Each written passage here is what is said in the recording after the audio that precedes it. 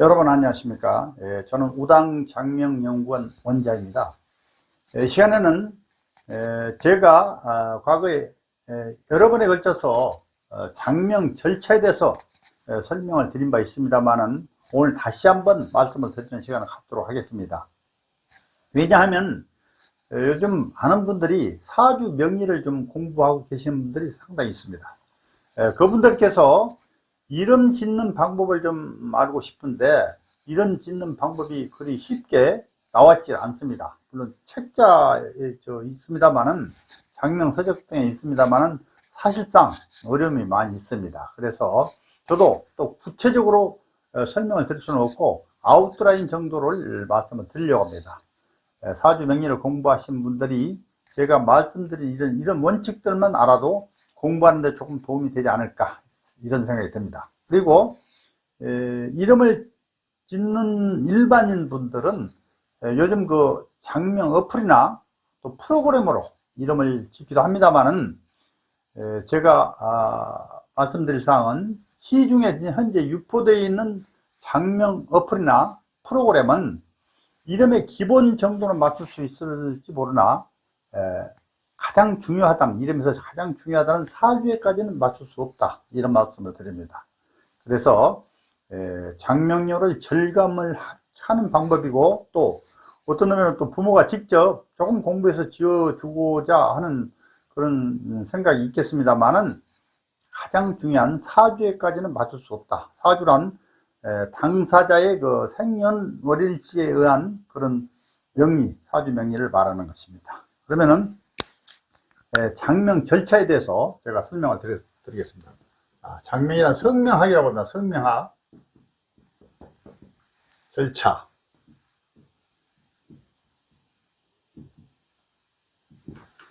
자, 1번 음양을 맞춰야 됩니다. 음양. 장명에서는요, 음양을 맞춰야 된다. 음양 배열이라고요. 배열. 음양 배열이 뭐냐? 우리가 그 이름을 지을 때는 이제 한글과 한자 혼용의 이름입니다. 그 장명법은 정통 한자 수리 성명학이라고 그래요. 그래서 우리나라의 대종을 이루는 장명법이기도 합니다. 그 정통 한자 수리 성명학에서 음양을 맞춘다는 것은 한자의 획수로 따지는 것입니다. 한자 획수가 양이면은 홀수입니다. 한자 획수 홀수. 그 다음에 음이면은 짝수입니다. 짝수. 그래서 성씨를 포함해서 짝수, 홀수가 섞여 있으면 되는 거죠. 섞여 있으면 음양. 그래서 섞여 있어야 되는데 섞여 있지 않고 짝수로만 된다든가 홀수로 되면은 음양 배열이 맞지 않다, 이런 말씀 드립니다. 그 음양이 대단히 중요해요. 세상에 삼라만상 모든 만물은 음양이 좋아해요. 그래서 이름에서도 음양 배열을 잘 맞추어 지어야 된다, 이런 말씀을 드립니다. 그 다음 두 번째 한글 발음. 한글 발음의 음영오행. 음영, 영자가 좀 안 합니다만은 음영 오행. 음영 오행을 상생 배열해야 됩니다. 상생 배열. 배치라고 할게요. 배치. 자, 한글 발음이 뭐냐? 한글 발음. 우리가 한자, 한글 혼용으로 이름을 짓는다고 그랬죠. 근데 한글은 대단히 중요하죠. 우리나라의 한글은 세계적으로 아주 우수합니다. 왜냐면은 한글의 창제자와 창제 일자까지 이렇게 나와 있는 언어는 우리나라 한글뿐이 없다, 이런 말씀이에요. 그래서 한글의 우수성은 대단히 대단하다는 거 여러분도 다 아시겠습니다만은 한글 발음을 어떻게 맞추느냐? 우리가 그 훈민정음 운의 이론이라는 게 있어요. 훈민정음 운의 이론이요. 훈민정음 운의 이론. 우리나라 조선시대 21대 영조대양 26년 차에 신경준 학자님께서 훈민정음 운의 이론을 발표하셨어요. 그 운의 이론이 소위 말하는 자음 오행 적용법이라고 그래요. 한글 발음 소리 나오는 모양에 따라서 오행을 붙여놔서 오행. 그 오행을 이제 서로 상생의 기운으로 가야 된다, 이런 말씀이에요. 상생의 기운으로 가야 된다. 그래서 한글 발음이 상생의 기운으로 맞춰서 지어야 된다. 상극 기운으로 가면 안 된다. 그게 단 한 가지, 한글을 따질 때는 성씨를 포함해서 초성, 위에 있는 위에 있는 것을 초성이라고, 밑에 받침을 종성이라고 그래요. 그래서 초성으로 따져가지고 상생이면 좋으나, 또 받침부터 따져서 상생이어도 좋다, 이런 말씀입니다. 그래서 한글 발음의 음용 오해의 상생 배치가 중요하다. 그다음 세 번째가 말이에요. 세 번째가 수리사격이라는 게 있어요. 수리사격. 수리사격의 길격 배치. 길자요. 길격 배치. 길격 배치. 수리사격이란 이름을 지을 때 이제 80일 수원도라는 게 있어요. 과거 중국의 그 고대 송나라 때 최구봉 선생께서 80일 수원도를 만들었어요. 그래서 그게 지금까지 유래되고 있는데 81가지 수리가 있습니다. 그 81가지 중에서 전부 길수와 흉수로 들어가 있습니다. 길수로 전부 따져가지고 이제 조합을 해서 맞춰야 된다. 수리사격의 길격 배치. 여기서 뭐 원격, 형격, 이격, 정격 이렇게 나눠집니다. 다른 말은 초년기, 청년기, 중년기, 말년기. 이 원형, 이 정은 전부 수리의 조합이다. 수리 조합이다, 이게요. 한자 획수로 해서 조합을 한다. 이게 공식이에요, 공식이요. 그러니까 이름을 지으신 분들은 이런 건 아주 쉬워요, 이거는요. 뭐 책자에 다 나와 있으니까 조합을 하면 된다, 이런 얘기예요. 다른 말 초년기, 청년기, 중년기, 말년기 이렇게 했는데 다 길격으로, 길수로만 넣어야 된다. 그래서 수리사격을 길격으로 배치를 해야 된다. 이런 말씀입니다. 세 번째가 그렇습니다. 그 다음 네 번째. 자원오해입니다. 자원오해. 무당생 항시 가장 중요시하는 것은 자원오해다. 이름에서 가장 중요시한다. 이게. 왜 그러냐면은, 이름에서 이제 자원오해란 뭐냐면은, 각자 그 사주팔자 있지 않겠습니까? 태어난 년, 월, 일신을 말하는 거예요. 사주팔자 중에서 누구나 다 부족한 기운이 있습니다. 오해의 목화토금수는 다, 이게 목화토금수가 다 있는 분들도, 사주팔자 목화토금수가 다 있는 분들도, 없는 분들도 많습니다만, 다 있는 분들도 그 무게 사실상 부족한 기운이 꼭 있습니다. 그 부족한 기운을 넣어줘야 된다. 자원에.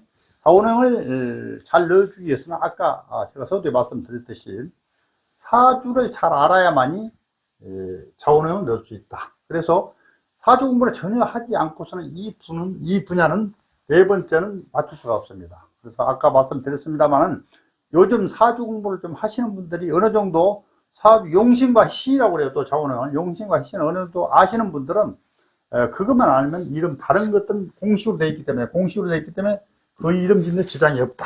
이렇게 알 수 있습니다. 그러나 전혀 사주 명예를 보지 않고 계신 일반인 분들은 이 자원오행은 맞출 수가 없다. 따라서 아까 어플이나 장명 프로그램에서도 이거는 맞출 수 없다. 이렇게 말씀드려요. 자원오행이 그래서 가장 중요하고 어렵다. 장명에서요. 이렇게 말씀드리고, 그다음 다섯 번째 말씀드려요. 다섯 번째 이름이 있어요. 풍명, 다른 풍자요. 그다음 폐명, 깨질 폐자요. 풍명, 폐명의 배제. 무슨 말이냐면, 성씨를 포함해서 한자가 모두, 한자 형태가 그렇습니다. 상형 문자인 한자 형태가 모두 세로로 갈라지거나 세 개다. 또, 성씨를 포함해서 모두 다 가로로 갈라지는 것을 풍명, 폐명이라고 합니다. 깨질 폐자. 운이, 바람이 들어가서 산산이 깨진다. 운이 깨져버린다. 그래서 될 일이 잘 안 된다. 그래서 풍명, 폐명의 배제. 그래서 한자를 이거 잘 봐야 돼요. 현재 상당히 괜찮은 장명소에서도 이거 오류를 많이 범하고 있어요. 한자의 형태까지도 봐야 된다. 이름을 지을 때는요. 세로로 갈라지고 가로로 갈라지기 섞여 있어야 된다. 이게요. 한 가지만 돼서는 안 된다. 풍명, 폐명의 배제다. 여섯 번째 맞습니다. 여섯 번째. 불용한자입니다. 불용한자의 배제. 자, 불용한자란 우리나라 8142자가 임명용 한자예요. 1991년 4월 1일부터 법 제정으로 해서 지금 시행을 하고 있죠. 그 한자 범준에서 이름을 짓고 있습니다만 누구나 사주에 필요한 한자라는 글이 많지 않습니다. 그리고 그 임명용 한자 중에서 영 뜻이 나빠가지고 이름에 도저히 들어갈 수 없는 한자도 있고, 또 뜻이 좋아도 이름에 사용하지 말라는 한자들이 많이 있습니다. 그런 것들을 전부 불용한자라고 합니다. 그 불용한자에 대해서 상당히 많습니다. 제가 요즘 유튜브로도 그 설명을 해나가고 있습니다만은 불용한자를 이름에 넣지 말아달라 이런 얘기예요. 이제 이것도 말하자면 예를 들면 빼어날 숫자도 불용한자고 이름 성자도 불용한자 이런 게 다 좋은 한자임에도 그렇습니다. 그 다음에 이제 여자도 하도 많은 계집이자 아들자자 뭐 이게 별성자 이런 것도 다 괜찮은 한자이지만 다 이게 성명에서는 불리한 불용한자로 분리되어 있습니다. 그래서 불용한자는 모두 배제해야 된다. 웬만하면 좀 신경만 쓰시면 알 수 있는데 이 부분도 현재 장명소에서 간혹 오류를 범하는 사항이기도 합니다. 불용한자는 꼭 배제하다. 다른 거 다 좋아도 불용한자가 있으면 나쁠 수가 있다. 완벽한 일이 못 된다. 이런 말씀을 드려요. 그 다음에 7번째, 이거 마지막입니다. 7번째 마지막. 세련된 이름이에요. 세련된 이름. 세련된 이름. 무슨 말이냐면, 자, 이름을 지을 때 아주 예쁜 이름을 지어달라고 하시는 분들 많아요. 그리고 어떤 분들은 너무 좀 남자다운 이름을 지어달라. 어떤 사람은 여성스러운 이름을 지어달라. 또 어떤 여자분은 중성적인 이름을 지어달라. 뭐 사람마다 가지각색입니다. 그러나 그게 마음대로 되지는 않아요. 가급적 반영하려고 장명하시는 분들 애를 쓸 겁니다만은 그게 마음대로 되지는 않는다. 그런데 이제 중요한 것은 그 한글 이름으로 또 지어달라는 분들도 계세요. 한글 이름은 한자가 없기 때문에 그만큼 사주에 부족한 기운을 보충할 수 없어서 조금 불리합니다. 그래서 한글 이름은 가급적 한자, 한글 혼용 이름으로 이름을 지어서 사용을 해 주십사. 이런 부탁을 드려요, 제가요.